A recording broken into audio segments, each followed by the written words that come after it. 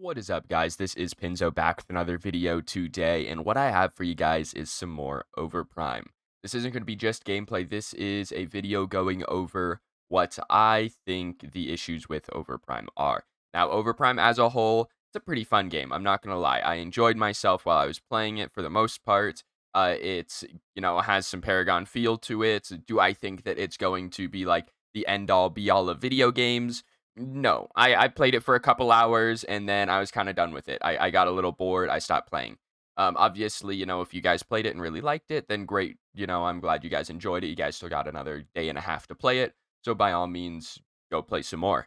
What we're going to be going over today are the couple things. There's not a lot of them, but we'll be going in depth on the couple of things that I didn't like so much about the game and my solutions for them. Now, obviously, I'm not the dev of the game, so these, might not be the solutions I go for or whatever. This is just what I thought was wrong and how I would fix it.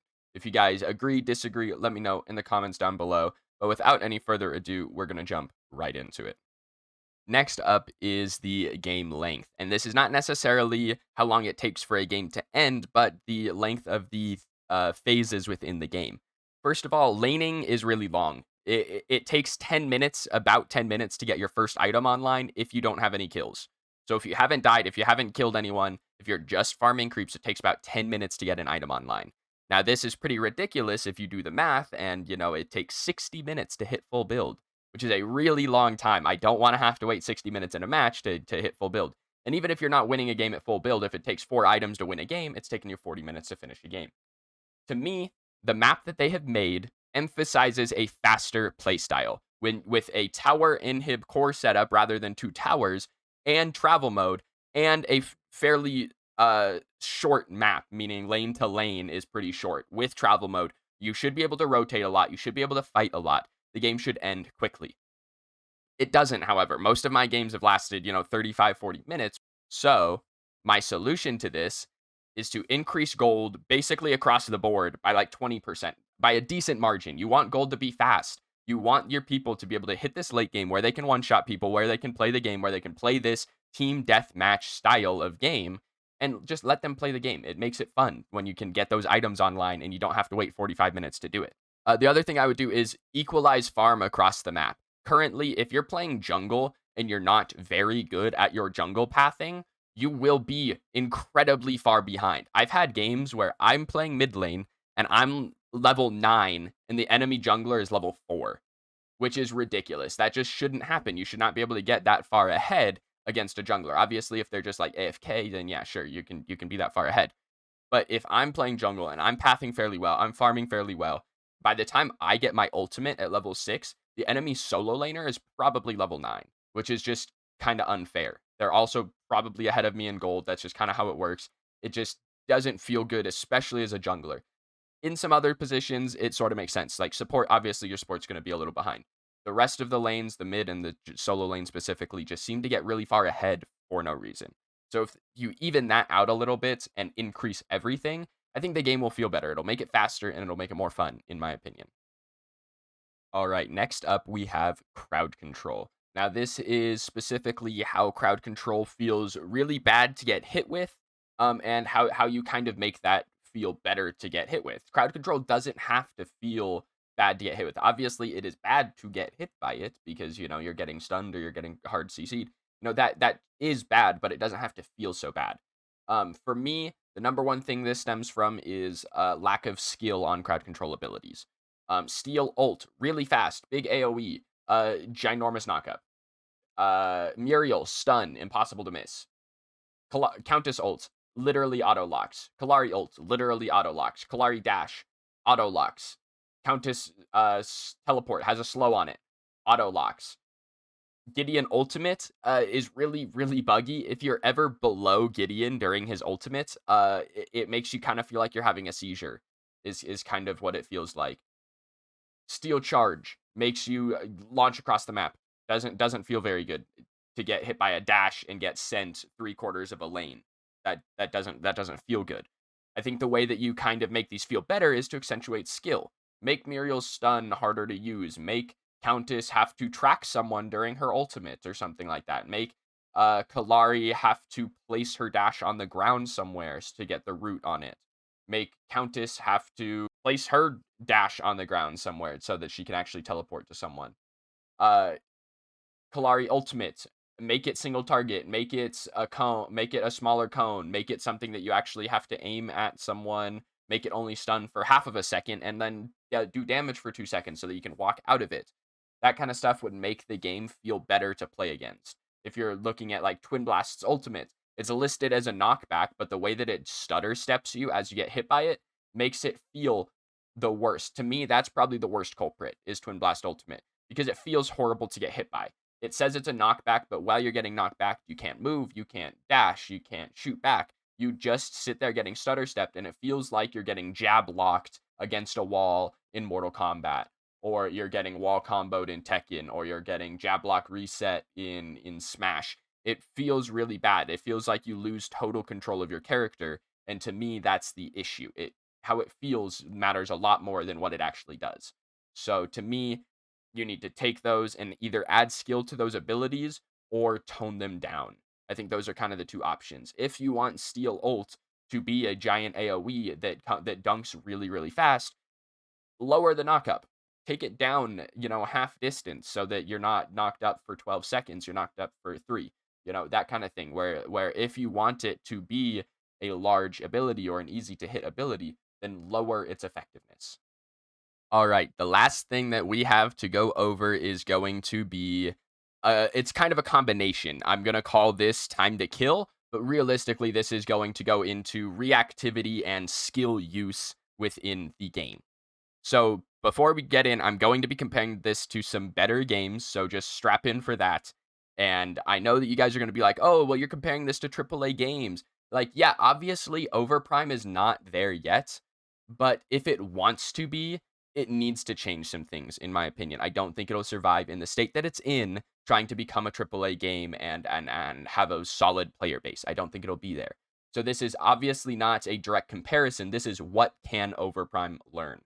So the first game that I'm going to compare this to is Overwatch. Now you guys are going to be, "Oh, well, Overwatch is an FPS game. Like that's not a fair comparison." Once again, Overprime is listed as a third-person shooter, which means comparing it to a first-person shooter is actually a fairly fair comparison. In Overwatch, there are two things that give you kills. There are two things in Overwatch that you have to do in order to get a kill. Number one is skill.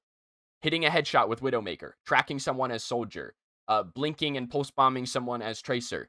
Those things take skill. Okay.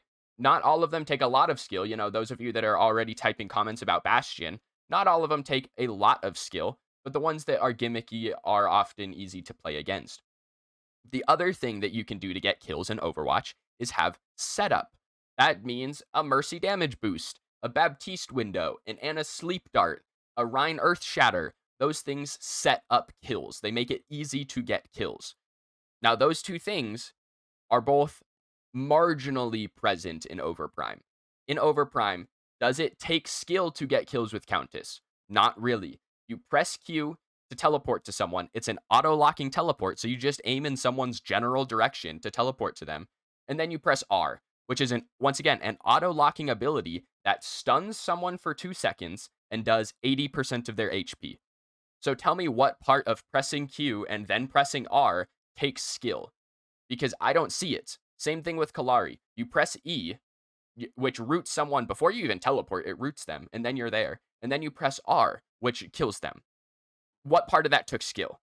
If I'm in a Countess 1v1, right, and I'm a diamond player and this guy's a bronze player, it actually does not matter because it only matters which one of us presses our buttons first. It doesn't take skill, which to me is the part that feels the worst. Dying to Countess, it doesn't feel like I got outplayed. It feels like this dude pressed 2 buttons and then I died, which doesn't feel good to play against. Now, the ways that you make it feel good, in my opinion, are by rewarding skill. And this isn't exactly just skill on the attacker's part. Obviously, Overprime isn't making the offense be skillful. Playing Countess is not skillful. Playing Kalari is not skillful. These characters literally just win you the game by pressing buttons. In Smite, you have skill on defense. Okay, so having something like Purification Beads or Aegis or CC Immune Ultimates, These things give you a skillful use of defense to be able to dodge them. In Overprime, when Countess jumps on me with her ultimate, I'm stunned for 2 seconds and I'm dead, right? In Smite, if Serket jumps on me with her ultimate and stuns me for 2 seconds, I can beads and I can kill her because she's stuck on my head doing damage, right? That takes skill to beads that and ult her. It's a skillful use on defense. It makes Serket ult dangerous to use in the wrong scenario. It means you're not using it in the center of team fights. You're using it in 1v1s. Right now, Countess just pops it whenever because it straight up kills people. In Overprime, if a Kalari jumps on me with her teleport and then she, auto me, knife me, auto me, I'm basically dead, even barring her not using her ultimate. I'm basically dead. In Smite, if a Daji teleports on me and then she auto ones autos, right? Which is basically instant. That's half a second. That does 80% of my HP. I can Aegis when she teleports on me, and I don't take that damage. And bam, I'm alive because I used my reactivity. I used the skill that I have gained as a Smite player to dodge that one shot.